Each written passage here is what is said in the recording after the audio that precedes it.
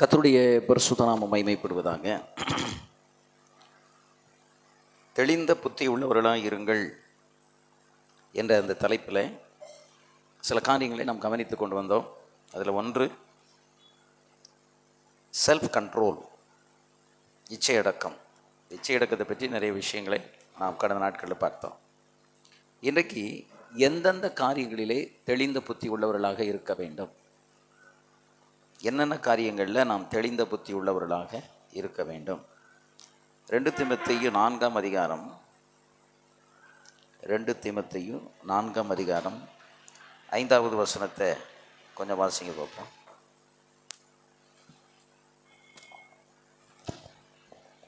2 தீமோத்தேயு 4:5.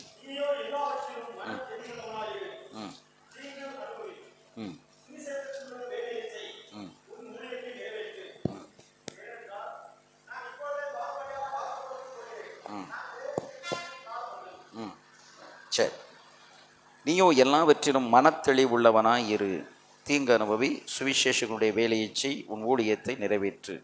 3 விஷயத்தை அவர் சொல்கிறார். அதில் அவர் அதை சொல்லிவிட்டு சொல்கிறார், ஏனென்றால் நான் இப்பொழுதே பானபலியாக வார்க்கப்பட்டு போகிறேன், நான் தேகத்தை விட்டு பிரியும் காலம் வந்தது.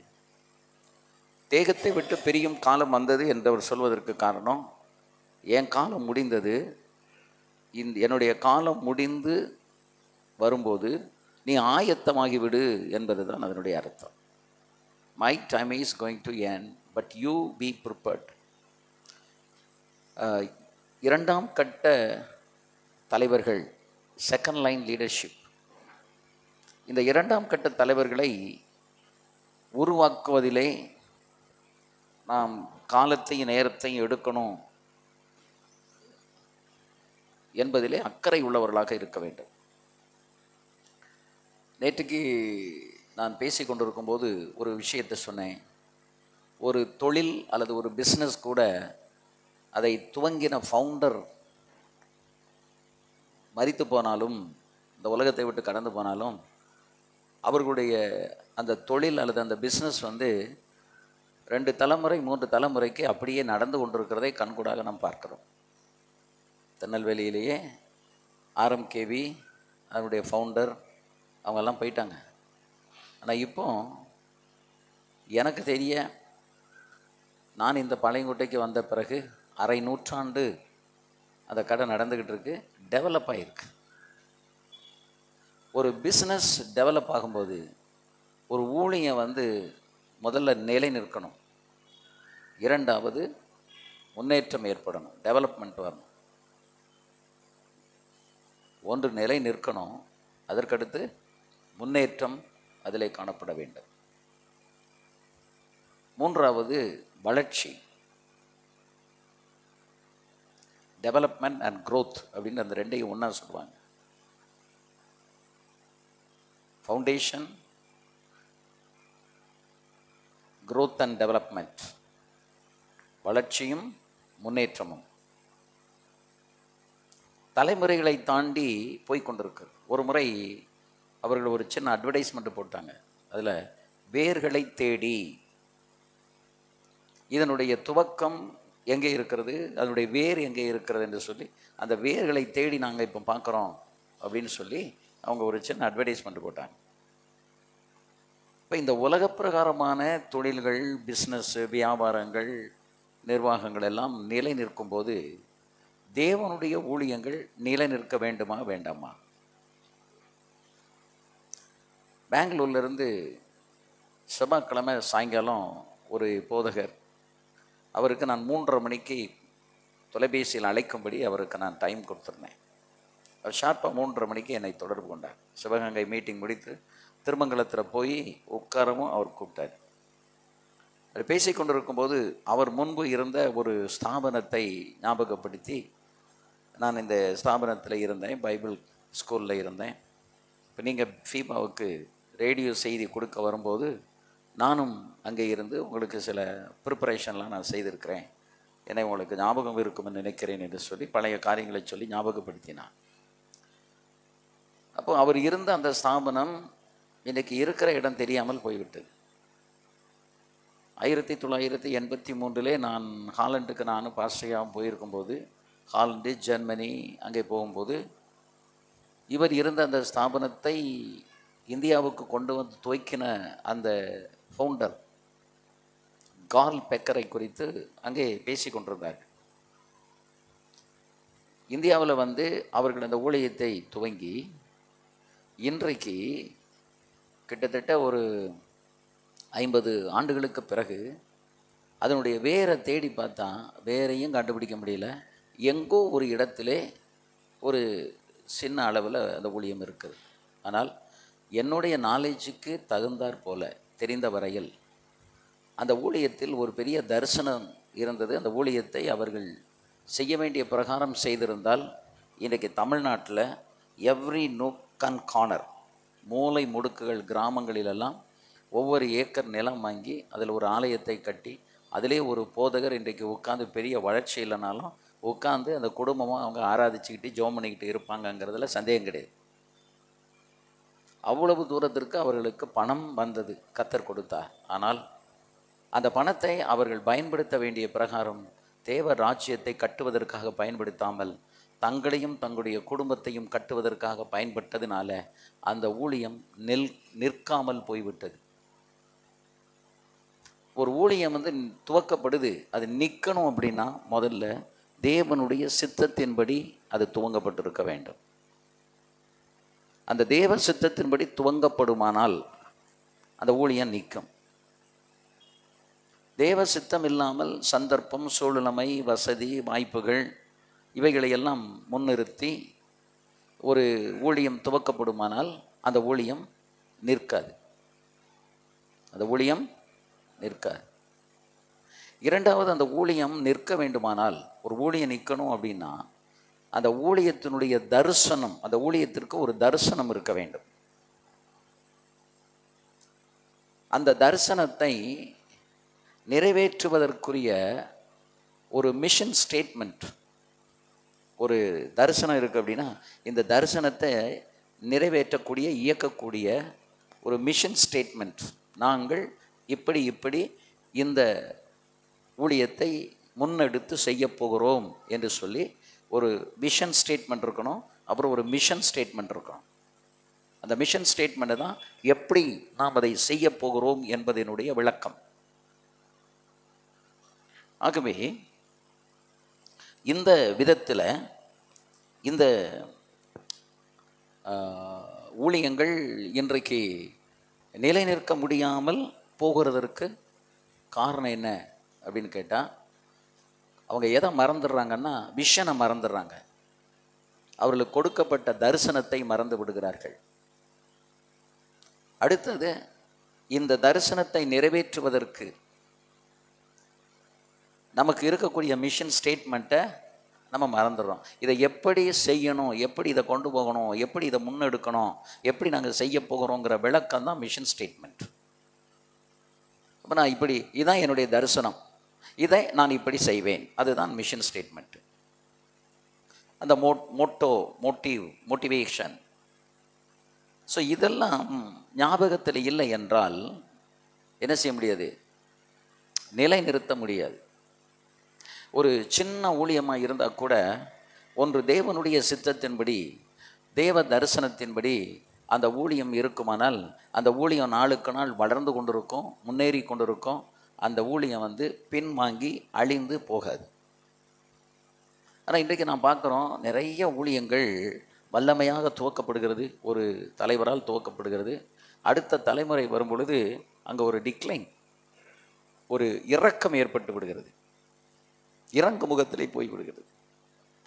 அந்த இறங்கு முகத்தில் போகிறதுக்கு காரணம் என்ன அப்படின்னா, சரியான தலைவர்களை பயிற்சிவிக்காமல் இருப்பது.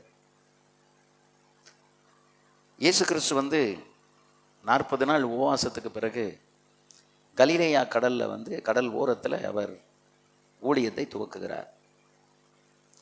அந்த ஊழியத்தை துவக்கும்போது முதல்ல அவர் செய்த வேலை, சீஷர்களை அழைத்தார். அழைப்பு, சீஷர்களை அழைத்தார். 12 பேரை தெரிந்தெடுத்து வைத்து கொண்டு தான் எதை ஸ்டார்ட் பண்ணார், ஊழியத்தை ஸ்டார்ட் பண்ணார்.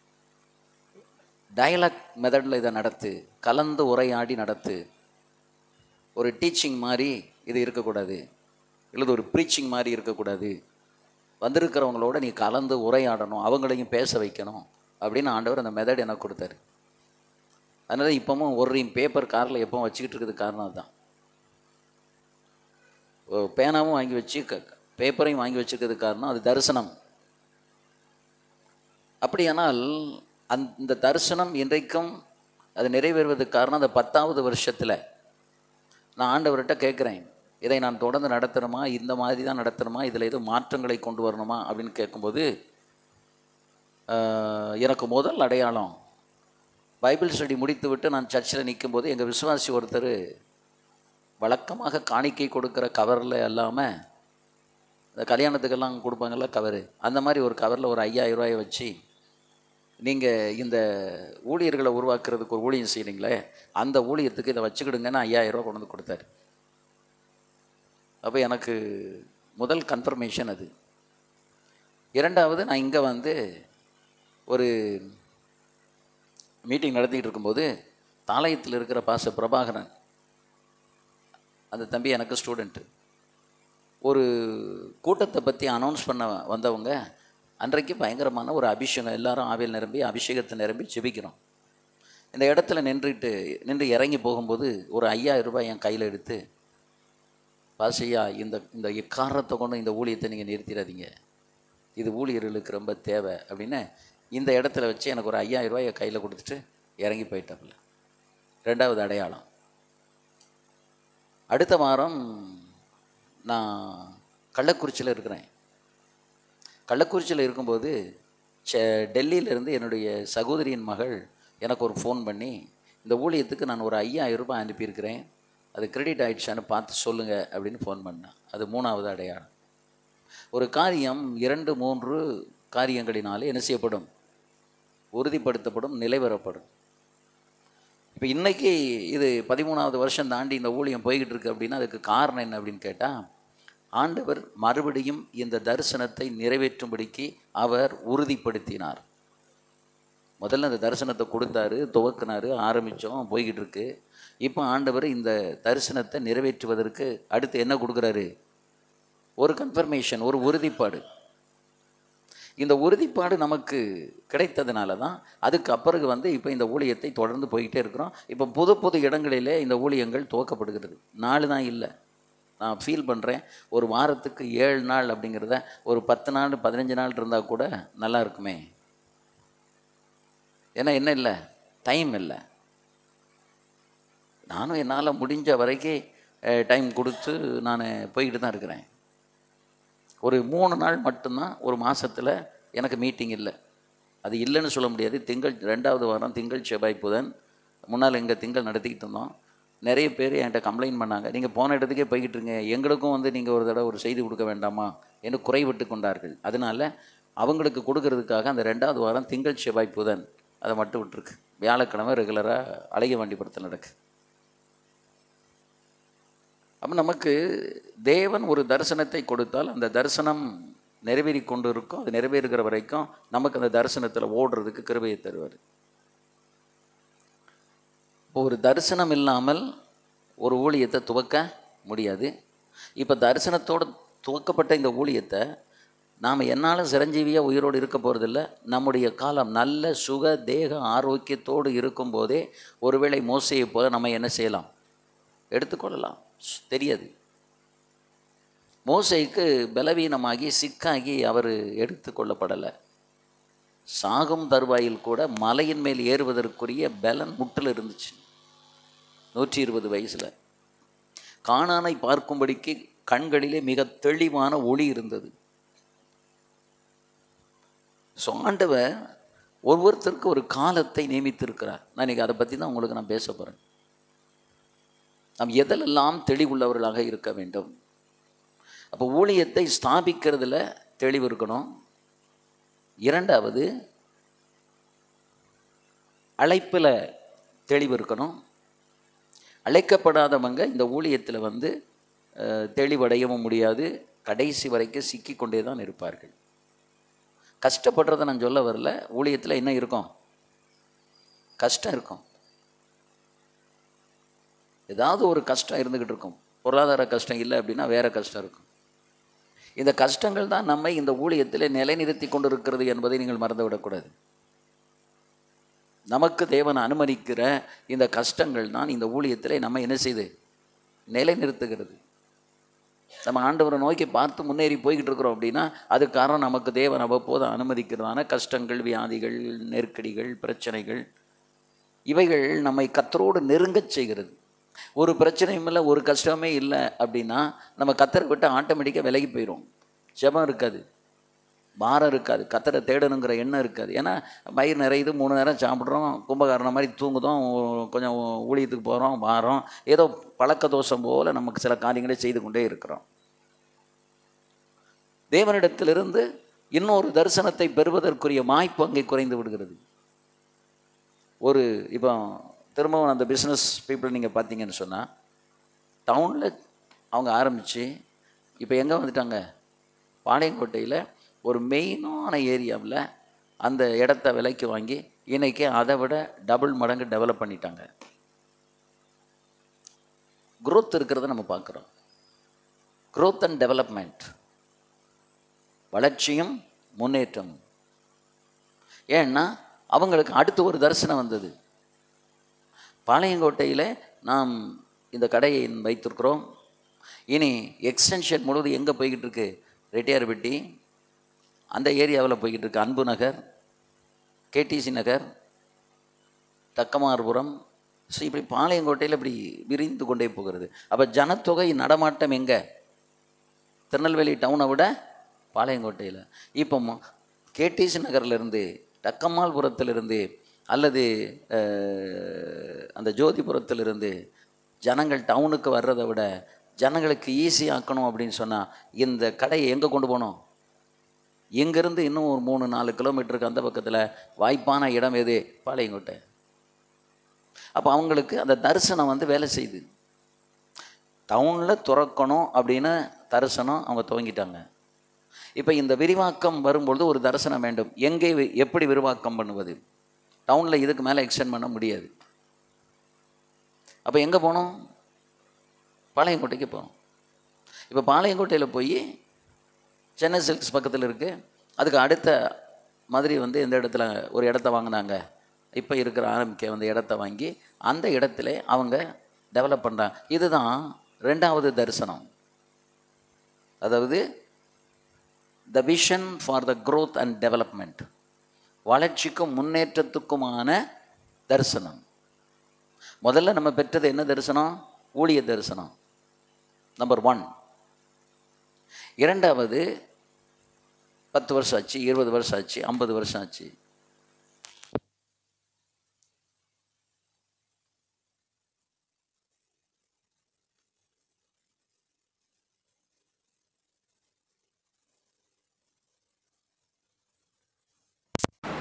அந்த அடுத்த வளர்ச்சியை நோக்கி நம்ம போகணும், முன்னேற்றத்தை நோக்கி நம்ம போகணும். அவங்களுக்கு அது ஒரு தரிசனம். அந்த தரிசனத்தின்படி எந்த இடத்துல இடம் இருக்கு, எங்கே வாங்கலாம், அதை எப்படி டெவலப் பண்ணலாம், the structure of the development, எப்படி நம்ம அதை கட்டமைப்பு, வளர்ச்சியின் கட்டமைப்பு என்ன. அப்புறம் நம்முடைய ஊழியத்தில் நம்மளை ஆண்டவர் ஒரு இடத்துல கொண்டு வர, அந்த இடத்துல நம்ம ஊழியம் செய்கிறோம். அந்த இடத்துல ஊழியம் செய்து கொண்டு அடுத்து அந்த வளர்ச்சிக்கு ஏதுவான தரிசனத்தை பெறணும். வளர்ச்சிக்கு முன்னேற்றத்துக்கு ஏதுவான தரிசனம் இல்லை அப்படின்னா இருக்கிற மாதிரியே தான் இருந்துகிட்டு இருப்போம், கடைசி வரைக்கும் அப்படி தான் இருப்போம். அதில் எந்த விதமான வளர்ச்சியும் முன்னேற்றமும் நமக்கு இருக்கவே இருக்காது. ஆனால் சில ஊழியங்களை நீங்கள் பார்த்தீங்கன்னா அது அப்படியே நறுங்கிக்கிட்டே போகும்.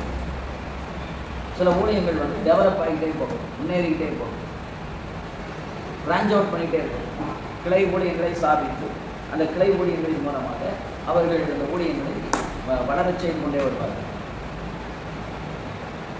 அப்போ முதல்ல ஒரு தரிசனம், நிறுவுவதற்கு ஒரு தரிசனம், அப்புறம் வளர்ச்சிக்கு ஏதுவான, வளர்ச்சிக்கு முன்னேற்றத்துக்கு ஏதுவான ஒரு தரிசனம் அடுத்து நமக்கு வேணும். அப்போ தான் அந்த தரிசனம் நமக்கு வந்த பிறகுதான் நம்ம அதை திங்க் பண்ண ஆரம்பிக்கும், இதை எப்படி டெவலப் பண்ணுறது. ஏன்னா 10 வருஷம் 10-12 வருஷம் இந்த ஊழியத்தை செய்த பிறகு நான் இதில் இன்னும் ஆண்டவர் அடுத்த கட்ட வளர்ச்சி எனக்கு என்ன தரப்போகிறாரு அப்படின்னு ஆண்டவர்கிட்ட கேட்கும்போது தான் ஆண்டவர் வந்து இப்போ பாம்பேயில் ஒரு 2 மாதத்துக்கு ஒரு முறை போகிறதுக்காக ஒரு வாசலை இப்போ திறந்துருக்கு. ஜனவரி மாதம் ஒரு கன்வென்ஷனுக்கு அங்கே போன நேரத்தில் பாஸ்டர் விஜயராஜ் கேட்டார், பாஸ்டர் ஒரு நாள் நான் என்ன பாசமாக அங்கே பெண்கள் முகாமில் 2 நாள் பேசினாங்க. அப்போது திங்கக்கிழமை நீங்கள் ஃப்ரீயாக தானே இருக்கீங்க, திங்கக்கிழமை உங்களுக்கு ஒரு ஊழியர் மீட்டிங் நான் ஆரம்பிக்கணுமா அப்படின்னு ஆரம்பிக்கும்.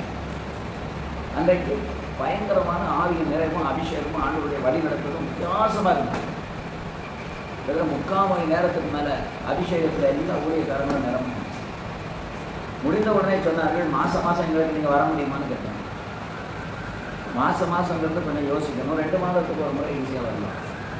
ஏன்னா டிக்கெட் இருக்குல்ல, போகிறதுக்கு வரதுக்குமே டிக்கெட் இருக்குது. 12,000 13,000 மேலே. சரி அப்படின்னு சொல்லிவிட்டு அப்போ எங்களுக்கு ஒரு டேட் கொடுங்க. ஜனவரியில் வந்துட்டேன், மார்ச் ஒரு டேட் கொடுங்க, மார்ச் 21. இப்போ அடுத்து வந்து மார்ச் முடிச்சுட்டு வந்தாச்சு. ஏப்ரல் மே முடிச்சுட்டு அடுத்து ஜூன் அல்லது ஜூலை தான் அடுத்த இன்னைக்கு காலையில் தான் பேசுகிறேன். நமக்கு இப்போ ஜார்க்கண்டில் நீங்கள் வாங்கன்னு போகுது. ஸோ இந்த எல்லையானது என்ன செய்கிறது, விரிகிறது. வளர்ச்சிக்கு ஏதுவான ஒரு தரிசனம் இங்கே எல்லா இடங்களிலும் இப்போ நம்ம வந்து இந்த ஊழியத்தை செய்ய துவக்கி அநேகத்தில் உருவாக்கப்பட்ட அந்த வளர்ச்சியை அவங்களுடைய ஃபீட்பேக்கில் இப்போ நம்ம பார்க்குறோம். இன்னைக்கு காலையில் கூட பாரசமான பேசிட்டு போது நான் சொன்னேன், இத்தனை வருஷம் நம்ம போய் அலண்டி செலவு பண்ணி இந்த ஊழியத்தை செய்ததனுடைய வளர்ச்சியை முன்னேற்றத்தை இந்த வருஷத்தில் பார்க்குறோம்.